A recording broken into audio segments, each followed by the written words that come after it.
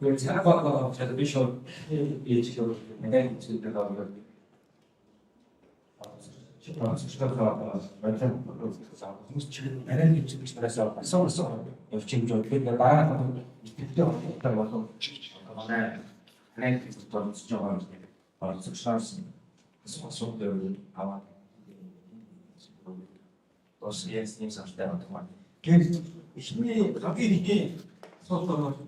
이 말씀정신에서 소위 어쩌면 내린 조기를 기존으로 행신내다 노동주의하고 자동화가 진짜나 인 신부도 나야보다 학생들 나야보다 어떤 누가 그렇게 수치 속을거 봐봐 양은 이실 얘기가 누가 스마트폰 것에 식사를 된적은 때로 하는 수도 있어. 뒤로 조기 있었어. ямар санхүү байвал энэ санхийг хэлээд асууя.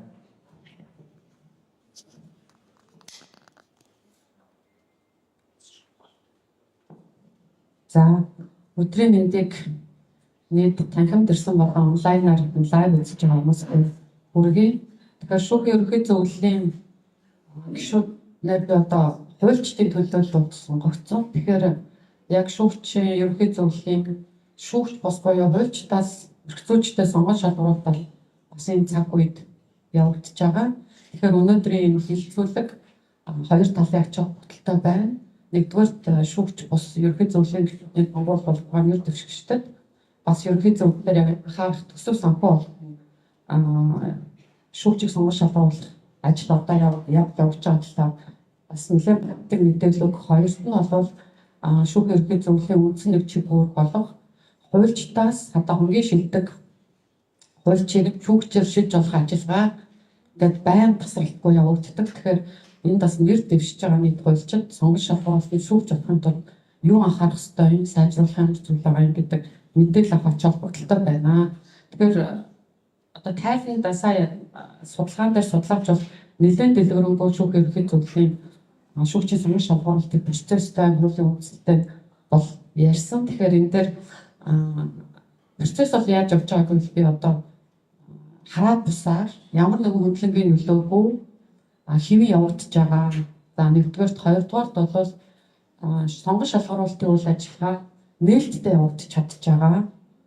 Мөн цахим системээр явж байгаа. Цахимаар явагдаж байгаа бол нээлттэй явагдаж байгаа тэр үйл ажиллагаа нээлттэй явж байгаа. Мөн хараад бус явж байгаа гол бас үндэслэл болж чадж байгаа.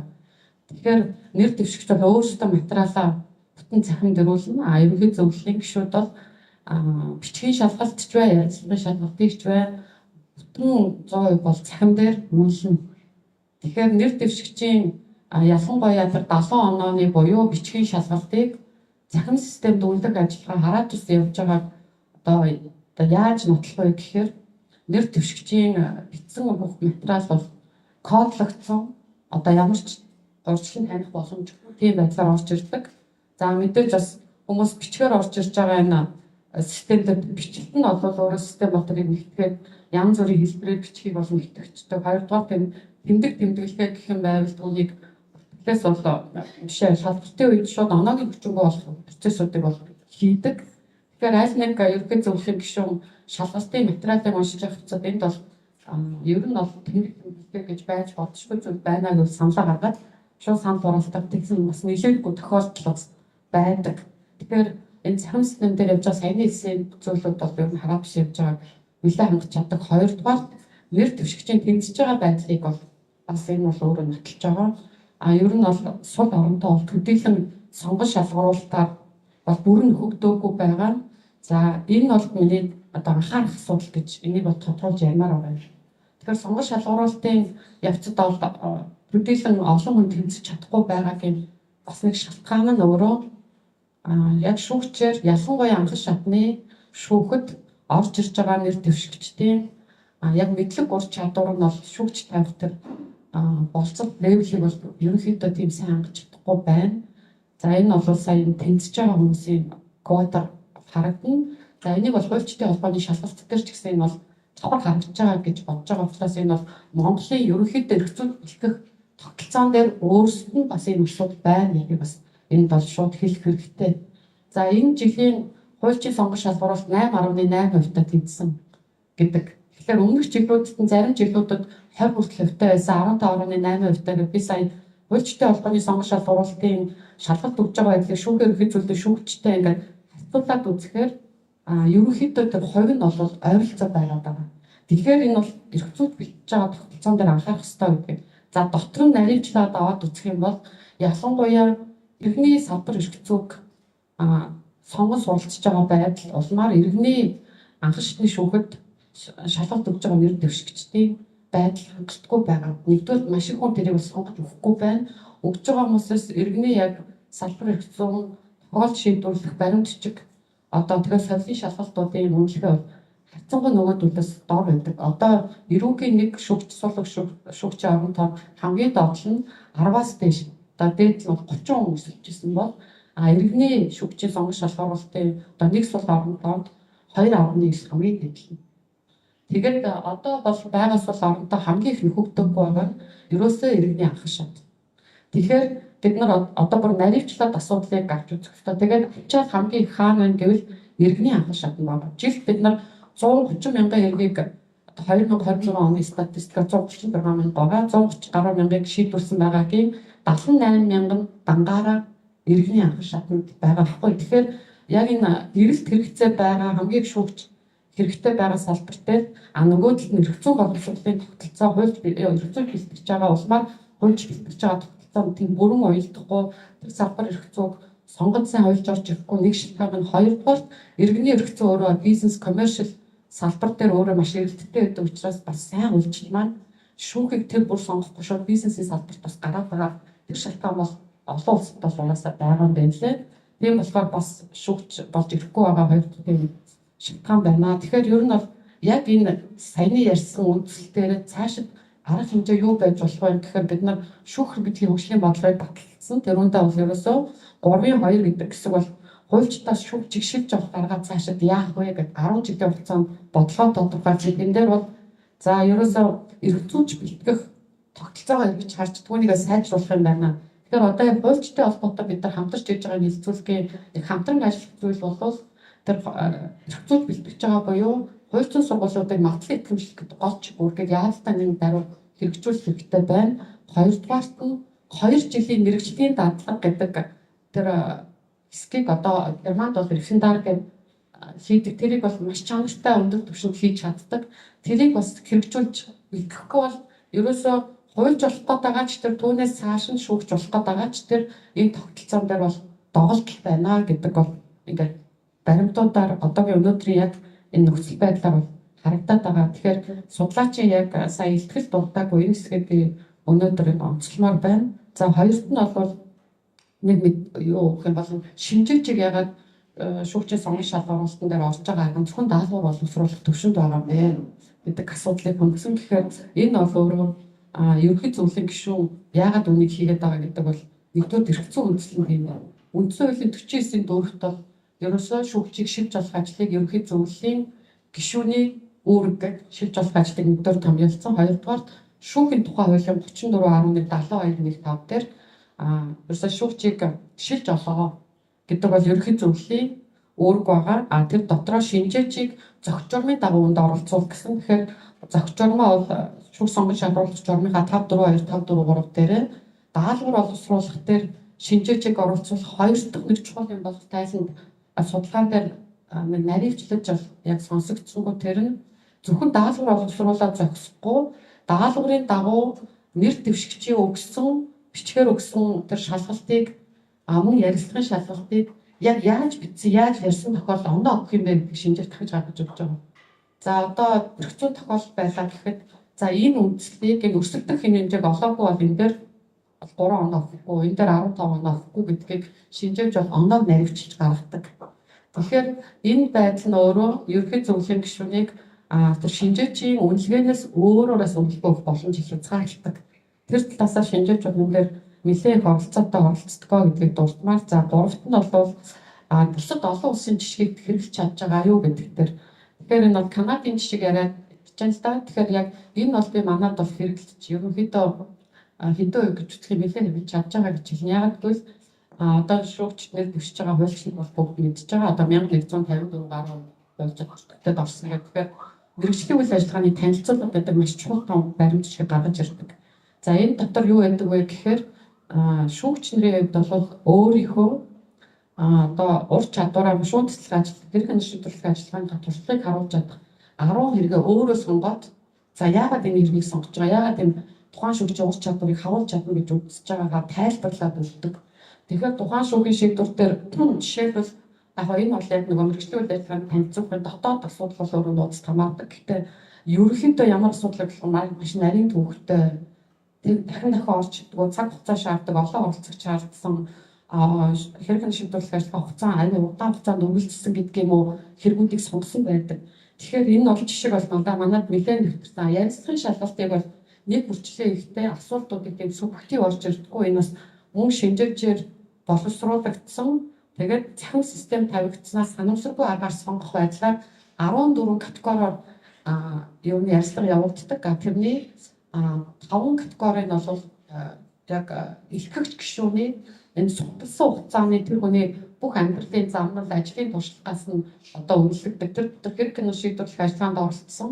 За анхан шатн дээр бол шүүгч нар биш одоо өмгөөлөгчд хуульчд орж хэрэг шийдвэрлэх ажиллагаанд оролцсон туршлага зэрэг тэр зүйлүүд мэрэгч мэдлэгээ дэвшлүүлж байгаа байдал, ажлын арга байдал, эзэмшсэн байдал энэ төр зэрэг бол яг тэр судалгааны явцад бол гарч ирдэг. Тэгэхээр илтгэвч гишүүн сонгож шалгуулт үед аюул завгүй байдаг. Ямар юу бас шалгалтыг үнэлэхээс гадна юу гэхээр мэдлэгийн шалгалтанд тэнцсэн нэр төшгч судлаад 10-аас доошгүй үнэтэй ярилцлагын ярилцлага дотор одоо мэргэжлийн үйл ажиллагааны танилцуулгатаа дурдсан зүйлүүдийг тодруулж асуулахад одоо ирэн Канадад явж байгаа энэ жишээ бол нэлээд тийм нэвтэрсэн байдгийг дурдъя. За ерөнхийдөө За баярлалаа гэргүү мэдээлэл өгсөн. За цаг гаруй танаас тодруулах асуултууд бас байгаад байгаа. За шүүхийн ерөнхий зөвлөл ингээд шүүгчдийг анхан шатны шүүгчдийг одоо жишээ нь одоо ингээд тавлаад одоо ерөнхийлөгчд төлөөд шилж одоо гаргаад ирсэн байдаг. Тэрний дараа бол одоо ингээд шүүгч одоо шууд хэрэгүүдээ аваад ажиллагаатайгаа танилцаад шууд ажиллаа ингээд эхэлдэг. Тэгэхээр Эрдэнэчийн захирлаас би одоо асууж байгаа. Тэгээд энэ шинэ шүүгчдийг одоо энэ сургалтчийн үүрэг бол одоо шүүхийн академи хуулиар олгогдож ирсэн. Тэгэхээр шүүгчдийг хэрхэн яаж сургаж байгаа, тэднийг мэрэгшүүлэх чиглэлд шүүхийн академи хэрхэн яаж ажиллаж байгаа талаар та бас танилцуулга мэдээлэл өгч байна. За баярлалаа. Энэ өдрийн мэнд хүргэе. Хуульчтай холбоо маань аягүй сайхан байртай болжээ. Баяр хүргэе. Тэгээ дараа нь хуульчтай холбоотой бас тусгайлан болж уулзаад байртай танилцъя гэж бодож байна. За манай шүүхийн академийн хувьд бол шүүхийн тухай хуулийн 24-ийн 1 дээр үндсэн чиглэлийг зааж өгсөн байдаг.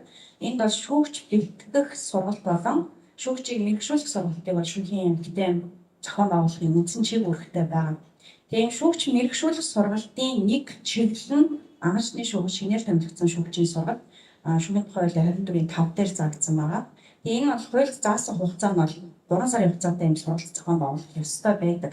Тэгээд энэ сургалтыг одоо бид зохион байгуулаад 3 жил болж байна. Энэ хооронд тулгарч байгаа нэг бэрхшээл байдаг. Тэрний юу байдаг вэ гэхээр шүүгч яг одоо шүүхийн ерөнхий зөвлөл сонгон шалгуулалтаа хийгээд шүүгч томилогдсон шууд хэрэг хуваарлаад шүүх рүүгээ хуваарлагдаад томилогдоод явчихдаг.